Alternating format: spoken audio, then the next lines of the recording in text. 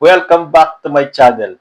Patuloy pa rin po ang pagkakalat ng mga DDS ng mga fake news. Kahit na sila ay nabubuko na wala na silang ginawa kundi ang magpakalat ng fake information.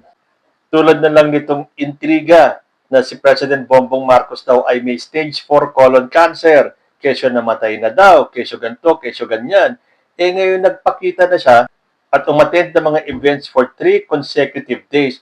Aba, sasabihin naman nila, fake daw yung video, kesyo edited, kesyo lumang video na daw. Ano ba naman kayo mga DDS? Talagang pinangatawanan nyo na ang pagiging fake news peddlers? Sabagay, hindi naman kami magdadala niyan Kayo, buhay pa kayo, sinusunog na mga kaluluwa ninyo sa impyerno. Gusto nila ng mga patunay daw. Naghahanap kayo ng video nung nawawala si Bongbong Marcos. Ngayon nagpakita naman ng video, sasabihin nyo fake.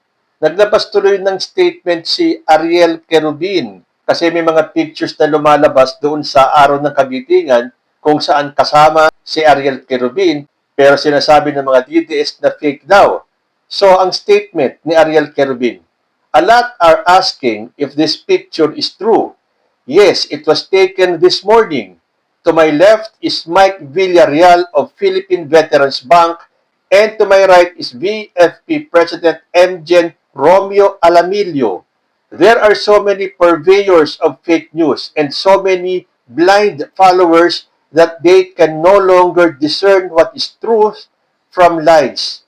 So sad.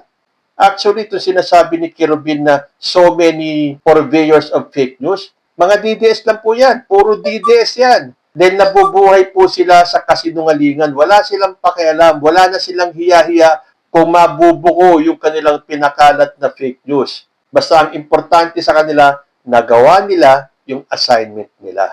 So tuloy-tuloy lang po ang kanilang pagpapakalat ng fake news. Masyado nilang ginagaslight si President Bongbong Marcos. Minamaliit ang bawat takbang niya. Tulad na lang itong bagong statement ni Sara Duterte. Sabi niya, dapat tanungin natin ang Pangulo, ano ba ang ginagawa niya para tulungan ang mga kababayan natin na tinatamaan o nahihirapan dahil dito sa epekto ng krisis sa Middle East. O kita niyo na? Wala ba talaga nakikita si Sara Duterte na ginagawa ng ating Pangulo? Yan po ang ginagawa nila talaga. Ang maliitin ang bawat kilos ni President Bongbong Marcos na parang wala siyang ginagawa. Dahil ito po yung patuloy na pagpapakalat ni Sara Duterte na hindi nagtatrabaho si Bongbong Marcos. Tandaan nyo nung sinabi niya, I swear to the flag, hindi nagtatrabaho si Bongbong Marcos. Nakita nyo ang kasinungalingan ni Sara Duterte at ito ang gusto nyo maging presidente. Sa bagay, ang mga gusto na naman maging presidente ito ay yung mga nagpapakalat din ng fake news. So magbibigay po ako ng sample ng mga fake news ng mga DDS. Unahin natin itong sinabi ni Harry Roque. Dahil ito atat na atat talagang maiupo si Sara Duterte. Bakit kaya? Para maabsuelto yung mga kaso niya? Para makauwi na siya rito? Para happy days na naman sila? Sabi kasi niya, dahil nawawala si Bangag, let Sara lead now. Di ba nga may isang statement kasi si Harry Roque na wag na daw hintayin ng 2028. Ngayon pa lang, paupuin na si Sara Duterte. O hindi ba? Mga hindi makahintay sa 2028 dahil alam nila hindi mananalo si Sara Duterte sa 2028. Gusto niyo ng prueba? Tingnan ninyo yung mga sinabmit ni Robin Padilla sa Supreme Court. Yung sinasabi nilang pirma daw ng taong bayan para sa signature campaign para palayain si Digong. Ilan na nga ba yung mga pumirma? Wala pang 1 milyon? Wala pang 500,000? Ilan ba ang supporters ni Sara Duterte? Di ba sabi nila 32 million? Tapos ni 1 milyon, hindi pa kayo makakanap ng signatures? So, paano mananalo si Sara Duterte sa 2028? Akala ko ba siya ang laging leading sa mga survey? Pero kung sa totoong buhay, tulad nitong pagpapakalap ng pirma, hindi kayo maka-1 milyon. Sabi tuloy ni Derold Molino, ikaw ang nawawala, Harry Roque. Hinahanap ka din sa Pilipinas. Let Sara Duterte lead ka pang nalalaman. Alam namin na pag si Sara Duterte ang maging presidente, lahat ng mga may kasalanan katulad mo ay maaabsuelto. Kaya gustong-gusto nyo na maging presidente si Sara Duterte. Uwi ka na, Roque. Dito ka mag-ingay sa Pilipinas. Kasi pagdating po sa Pilipinas, hindi na makakapag-ingay si Harry Roque kasi huhulihin na po siya. Kaya doon na lang siya sa labas. Sa ibang bansa na lang siya. Sulitin niya yung pagkakataon na hindi pa siya nakakalaboso. Let Sara lead? Bakit pinagpipilitan mo pang maging presidente si Sara dito? Presidente na nga siya ng impyerno. Ito naman si Rowena Guanzon. Saan kaya niya itatago yung mukha niya? Ngayon na nabuko na si President Bongbong Marcos is alive and kicking. Nakita niyo yung itsura, yung aura ng PBBM ngayon? Bumabalik na po siya sa dating itsura na may laman yung mukha, may laman yung katawan. Tapos yan ang sasabihin nilang mamamatay na or namatay na dahil may stage 4 cancer daw. Sabi kasi ni Guanzon noon, nangangamoy St. Peter bago ma-impeach si Inday. Kaya pala madaling-madali. Oo, Rowena Guanzon, madaling-madali si Sara Duterte na mapahinto ang impeachment niya, lalo na sa April 14. Kaya nga tumakbo yan sa Supreme Court para humingi ng TRO. Sa kasamaang palad, hindi siya napagbigyan ng Supreme Court. Dahil yung pong TRO, pwedeng right there, yung araw na yun, maglabas ng TRO ang Supreme Court. Dahil nga, hinahabol ni Sara Duterte April 14 kung saan maglalabasan na ng mga ebidensya at ng mga witnesses. Nasabi tuloy ni Diana Lampod, nangangamoy tae, may isang matandang abogada na nagpakatanga para sa posisyon sa 2028. Todo sip-sip sa tae ni Sara Duterte. Feeling nyo naman mananalo kayo? Dotae pa more mga salot sa bayan. Paano ka namang mananalo, Rowena Guanzon? Sinusuka ka ng kampo ni Sara Duterte. Hindi ba nag-away pa kayo ni Topacio sa mismong stage kung saan nandoon si Sara Duterte? Tapos, di ba may blind item? Sino nga ba yun? Yung hindi pinapasok doon sa salo-salong ginawa ng grupo ni Sara at ni Atty. Topacio? So, kahit na anong sip-sip mo, Rowena Guanzon, hindi ka mananalo. Sa bagay, hindi rin naman mananalo si Sara Duterte. Isa pang nagpakalat ng fake news na may stage 4 cancer si President Bongbong Marcos, itong si Kiko Barsaga. Nung sinabi niya, nang hihina na si stage 4 buhaya, bigyan nyo ng maleta para gumaling. Uy, ilang kayang maleta ang binigay ni Kiko Barsaga kay President Bongbong Marcos? Dahil nakita natin itong past 3 days na umattend si PBBM sa mga events, makita nyong matikas. Hindi nang hihina, hindi nang lulumo. Ilang maleta ba binigay mo, Kiko Barsaga? At ito naman ang pambabasag ni Jonathan Natividad kay Kiko Barsaga. Alam namin kung sino tinutukoy mo na buhaya, Kiko. Kinakalat na mga DD list na may stage 4 cancer si PBBM. Grabe magkalat ng fake news. Galing mismo sa mga DD list. Tapos ia-adapt naman ng mga katulad nyo, mga utak nyo yung may cancer. Sa fake news na lang kayo malakas. Kaya ka na-suspend dahil tanga ka. Sabi ko naman sa inyo kahit na anong talino ng isang tao kapag napunta sa kulto ni Digong, nalulusaw po ang utak. At isa na dyan, si Kiko Barsaga. Pero napatunayan natin na wala din talaga palang utak tong si Kiko Barsaga. Napanood nyo yung debate ni Jesus Falsis kay Kiko Barsaga? Hindi ba't pinadapa ni Jesus Falsis si Kiko? Isa pa tong attorney na to na sinasabi ko sa inyo kahit na anong talino ng abogado kapag naging abogado ng mga Duterte, windang na po ang utak. Ito, January pa lang sinabi natin Trixie Cruz Angeles. Dahil ngayon may mga sumisigaw ng BBM resign, meron din sumisigaw ng Sara resign.